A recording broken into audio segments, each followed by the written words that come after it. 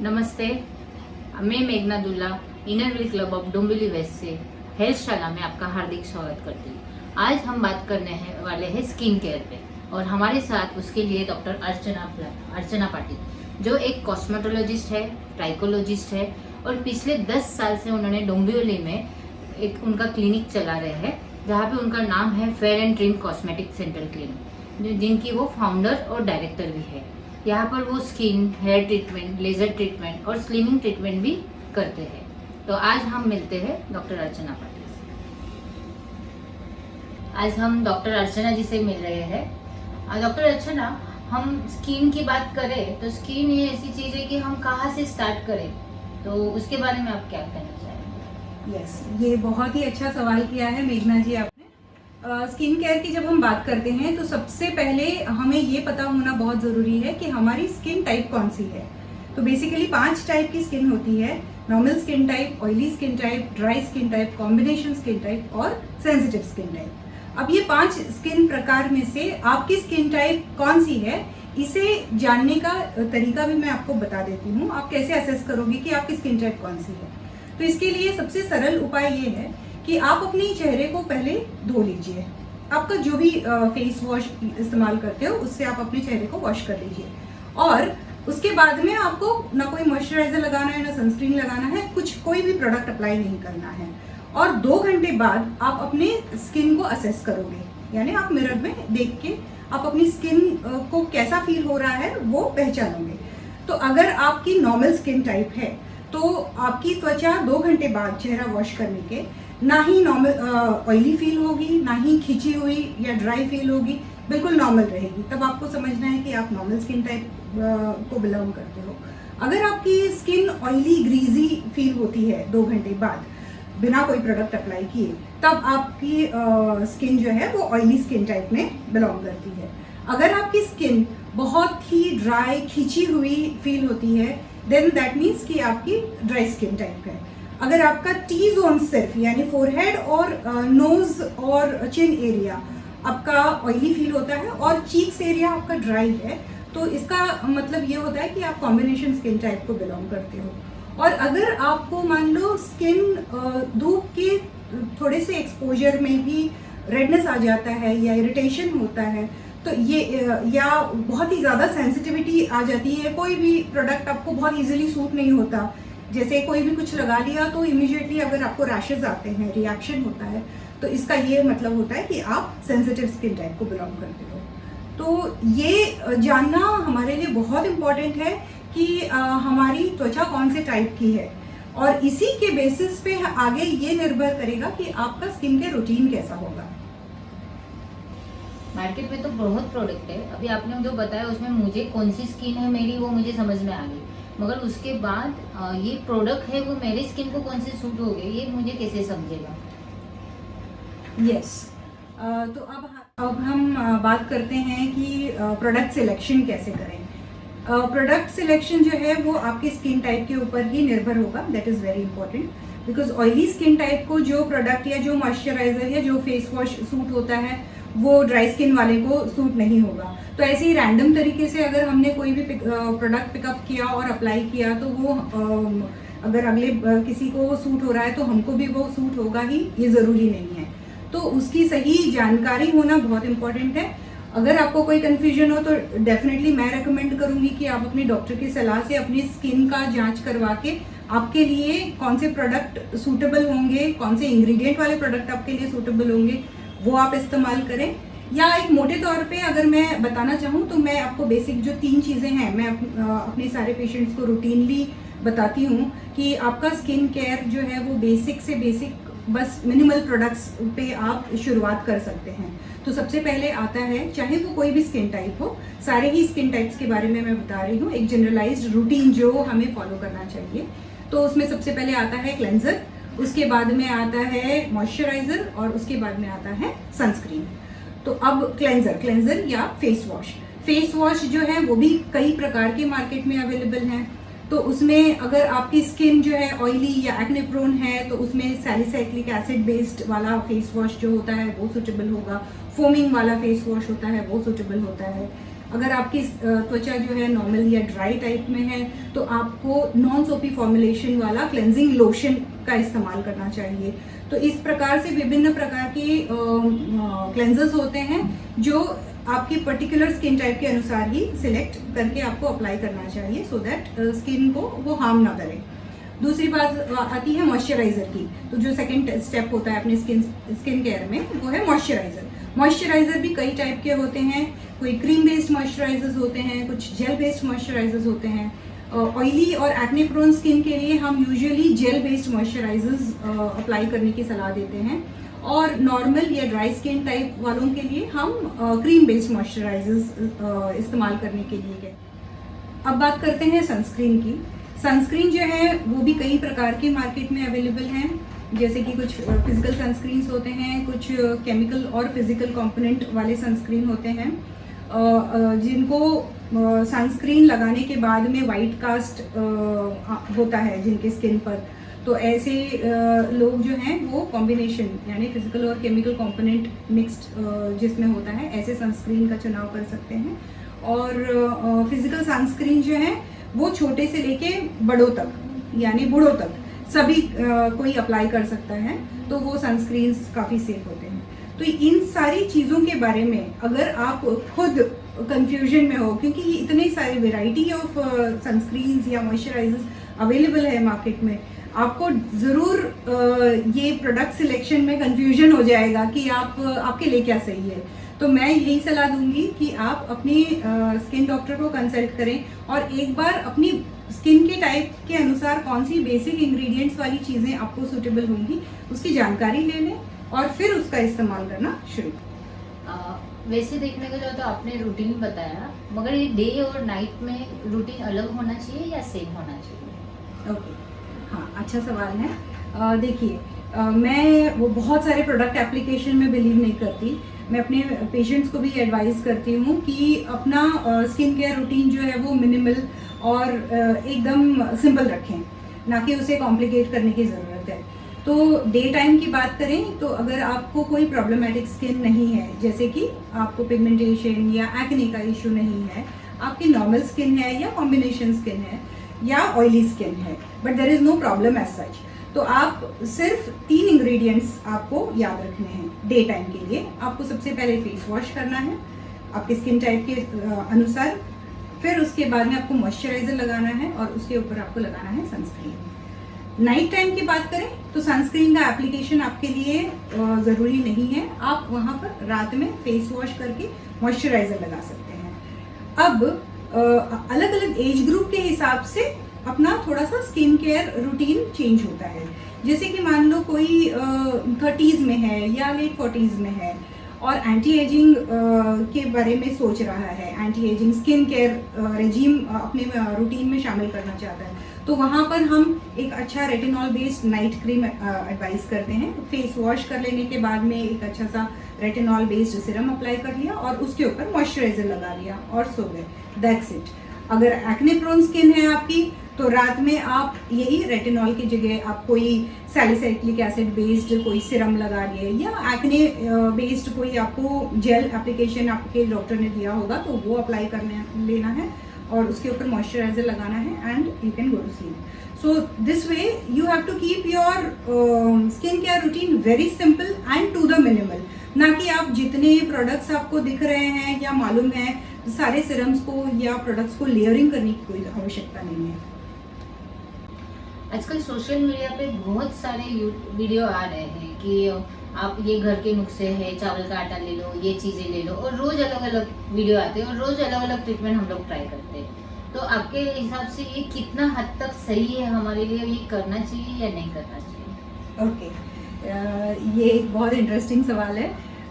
बहुत सारे नुस्खे अवेलेबल हैं, राइट फ्रॉम एक्ने ट्रीटमेंट से लेके राइट फ्रॉम फेयरनेस ट्रीटमेंट। ये सारी एक्सपेरिमेंट्स जो हैं या DIYs जो हैं ये पेशेंट्स इस्तेमाल करके हमारे पास में क्लिनिक में आते हैं। तो जैसे मैंने मेंशन किया एक्ने ट्रीटमेंट, एक्ने के लिए भी लहसुन का पेस्ट लगाना या टूथपेस्ट लगाना, ऐसे चीज़ों का इस्तेमाल करके अपनी स्किन को लिटरली बर्न करके पेशेंट्स हमारे पास में आए हुए हैं, तो ये सही नहीं है। ऑफ कोर्स बिल्कुल भी सही नहीं है और एडवाइजेबल नहीं है। इवन पिगमेंटेशन ट्रीटमेंट के लिए लोग लेमन जूस डायरेक्टली फेस पे लगाते हैं, वो भी हानिकारक है।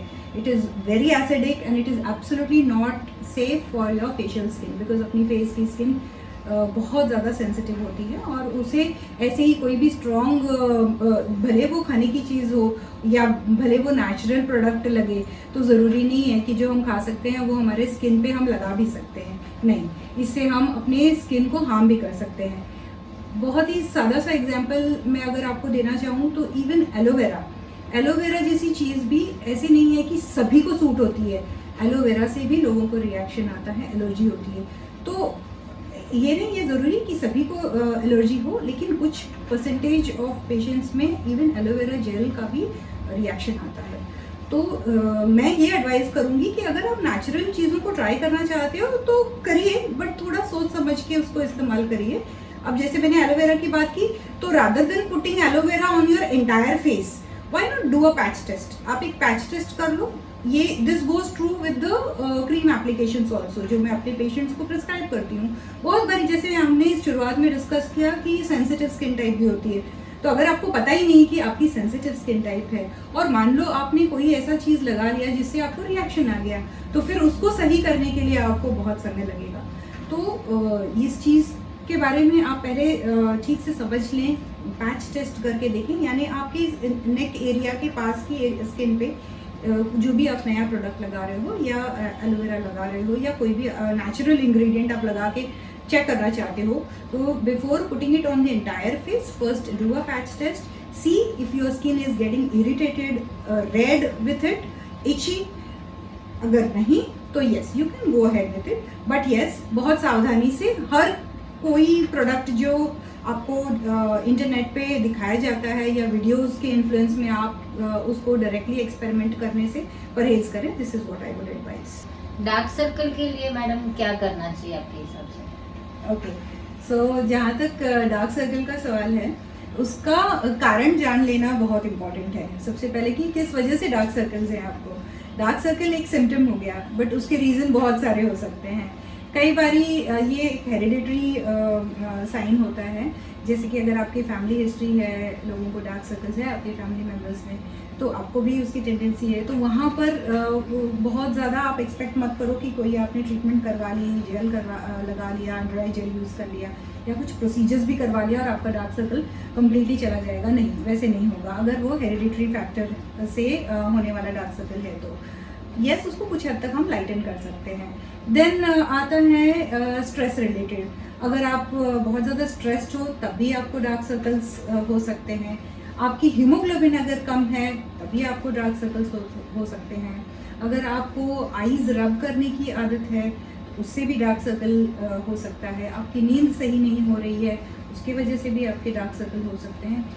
बहुत सारी रीजंस हैं। Pigmentation under around the eye area के लिए कई अलग अलग टाइप के अंडर आई जेल्स अवेलेबल होते हैं। तो पहले आप डॉक्टर की सलाह लें और समझें कि आपका किस वजह से पिगमेंटेशन हो रहा है आंखों के आसपास, और उस कारण को आप ट्रीट करें और फिर उसके बाद में आपको रिजल्ट्स अच्छा मिल सकता है। वैसे कौन से प्रोसीजर रहते हैं, ट्रीटमेंट्स रहते हैं स्किन के लिए, और फेशियल हमें यंग एज में कौन से एज से या यंग एज से करवाना चाहिए या नहीं करवाना चाहिए?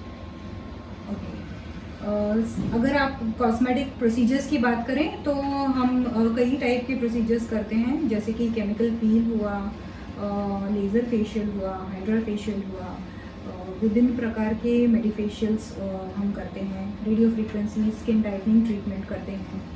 तो ये अलग अलग टाइप के ट्रीटमेंट्स अवेलेबल हैं, जो जिसकी जैसी रिक्वायरमेंट होती है हम स्किन एग्जामिन करके असेस करके उस हिसाब से हम फेशियल्स डिसाइड करते हैं। मेडिफेशियल्स बेसिकली मेडिफेशियल्स हम उस तरीके से ट्रीटमेंट के हिसाब से करते हैं। As an anti ageing treatment also हम रेडियो फ्रीक्वेंसी अपलिफ्टिंग ट्रीटमेंट्स करते हैं, वो ज़रूर करवा सकते हैं। And these are very safe procedures, इसमें कोई दिक्कत नहीं है। अगर आप क्लिनिक में एक प्रॉपर डॉक्टर के सुपरविजन के अंडर ये ट्रीटमेंट्स करवाते हो तो इससे आपको ज़रूर बेनिफिट ही होगा। और रही बात कम एज के लोगों को वेदर फेशियल्स करवाना चाहिए या नहीं, सी अगर आप बहुत यंग हो, बिलो 20 हो, 22 हो और आपकी स्किन टाइप बिल्कुल नॉर्मल है, आपने एक बेसिक स्किन केयर रूटीन जैसे कि हमने शुरुआत में डिस्कस की उसको अच्छे से फॉलो कर रहे हो, तो आपको कोई भी एक्स्ट्रा प्रोसीजर्स या इसके मोड में भागने की ज़रूरत नहीं है, आपको कोई भी ट्रीटमेंट्स करवाने की कोई ज़रूरत नहीं है। हाँ, अगर आप 25 के अबव हो और आप एक अच्छा स्किन केयर रूटीन के साथ साथ में कुछ अच्छी स्किन में हाइड्रेशन ट्रीटमेंट करवाना चाहते हो तो ज़रूर महीने में या 1.5 महीने में एक सिटिंग आप उसकी लेकर करवा सकते हो। यंग एज में हम स्पेसिफिकली अगर एक्ने से कोई परेशान है तो उसके लिए हम केमिकल पील एक बहुत ही अच्छा ट्रीटमेंट ऑप्शन है जो कि हम सभी एज ग्रुप के पेशेंट्स के लिए यूज़ करते हैं, तो उसका ट्रीटमेंट आप ज़रूर करवा सकते हो। तो वहाँ पर कोई ऐसी दिक्कत नहीं है क्योंकि ये एक मेडिफेशियल होता है। हमारे जो क्लिनिकल सेटअप में हम प्रोसीजर्स करते हैं वो हम एज अ ट्रीटमेंट करते हैं, ना कि जस्ट मसाजेस। आजकल फेयरनेस की क्रीम बहुत आ रही है, मीन्स लोगों को लगता है कि फेयर होना चाहिए, तो उसके लिए वो ट्रीटमेंट करवाना कितना सही है? ओके, क्रीम एप्लीकेशन की अगर बात करें तो फेयरनेस के लिए आपको OTC में भी, मेडिकल स्टोर्स में भी आपको मिल जाएंगे क्रीम्स जो कि फेयरनेस क्रीम्स के नाम से सेल की जाती हैं, बट कई बार उनमें स्टेरॉइड्स होते हैं, so they are definitely not safe to use without consulting a doctor. So आपका एम फेयरनेस के बजाय एक हेल्दी स्किन होना चाहिए, because you cannot completely change your skin color, that is for sure। चाहे आप जो ट्रीटमेंट करवा लो, आपका स्किन कलर पूरी तरीके से चेंज नहीं कर सकते। हाँ, आप 1-2 शेड लाइटर टोन ज़रूर हासिल कर सकते हो अगर आपकी स्किन केयर रूटीन आप सही रखें। जैसे आपने सनस्क्रीन का एप्लीकेशन, मॉइस्चराइजर का एप्लीकेशन बहुत अच्छे से रेगुलर बेसिस पे आपने चालू रखा तो आप ज़रूर आपके स्किन कलर में फ़र्क देखोगे, तो दैट इज़ अचीवेबल। बट ये सोचना कि मैं कोई क्रीम लगा लूँ और उससे मेरा पूरा स्किन डार्क से एकदम फेयर हो जाए, तो ये अनरियलिस्टिक एक्सपेक्टेशन हो जाएगा और इसके पीछे हमको नहीं जाना चाहिए। अदरवाइज हम उसमें अपना स्किन का नुकसान ज़्यादा करते हैं rather than achieving fairness. Serum बहुत चल रहा है मार्केट में ट्रेंड, तो वो बहुत सारे सीरम एक टाइम अप्लाई करते हैं लोग, तो वो कितने हद तक सही है? ओके, ये बहुत अच्छा इंटरेस्टिंग सवाल है। सिरम्स अभी मार्केट में बहुत ज़्यादा ट्रेंडिंग में है। हमारे पास भी पेशेंट्स आते हैं, वो अपने साथ में एक 4-5 टाइप के सिरम्स कैरी करके आते हैं और कहते हैं हमने ये सारी चीज़ें ऑनलाइन परचेज की हैं, अब इसमें से हम ये अप्लाई कर रहे हैं, ये अप्लाई कर रहे हैं, ये अप्लाई कर रहे हैं, फिर भी we are not able to achieve the kind of glowing skin which we want. So उसके बारे में मैं ये कहना चाहूँगी कि अपना स्किन केयर रूटीन को मिनिमल रखो। Don't try to layer on too many products on your skin because that is not going to help you. अब विटामिन सी सिरम होता है, नाइसिनामाइड सिरम होता है, सैलिसाइक्लिक एसिड बेस्ड सिरम होता है, रेटिनॉल बेस्ड सिरम होता है, कई तरीके के सिरम्स आते हैं। आपके स्किन टाइप को क्या सूटेबल होगा उसका सिलेक्शन करवा के डॉक्टर के सलाह के बाद आप 1 या 2 सिरम्स आपके स्किन केयर रूटीन में शामिल कर सकते हो, वो भी सेपरेटली। मैं एक साथ 2-2, 3-3 सिरम्स को भी लेयर करने की सलाह नहीं देती। तो आप मिनिमल रखो। डे टाइम में भी एक आधा सिरम आप लगा सकते हो। नाइट में आपकी कोई प्रॉब्लमेटिक स्किन है जैसे पिगमेंटेशन इशू है या एक्ने इशू है तो उसके रिलेटेड कोई सिरम, या बिल्कुल भी आप एंटी एजिंग के लिए देख रहे हो तो रेटिनॉल बेस्ड सिरम आपने लगा लिया और उसके ऊपर मॉइस्चराइजर लगा लिया तो दैट वुड बी इनफ। आपको अच्छा लगा हो डॉक्टर ने जो जानकारी दी उसके बारे में, तो लाइक और सब्सक्राइब करना ना भूलिएगा। थैंक यू वेरी मच, फिर मिलेंगे।